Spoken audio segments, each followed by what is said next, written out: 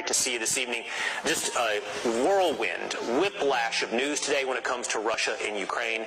What should we make of it? Well, not quite what Senator Graham had to say, or for that matter, President Biden. The destruction of the pipeline was clearly not executed by Russia. No one believes that.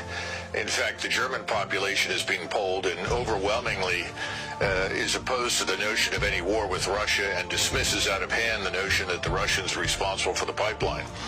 I think three things are what we're dealing with right now. First of all, Putin has decided that no one in Washington will negotiate with him, and he knows that Washington is ultimately in control.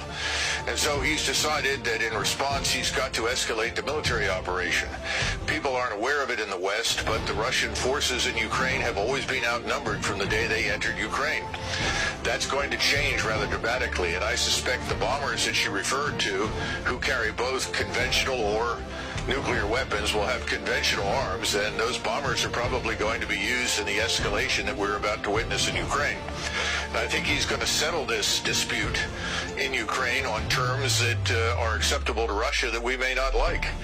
But other than Poland, no one in NATO is interested in going to war with Russia. If we persist on this line, we will see NATO dissolve and fragment.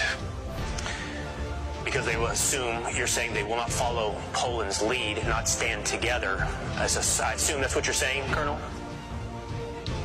Of course, absolutely. No one wants to go to war with Russia other than the Poles and a few people in Washington, D.C.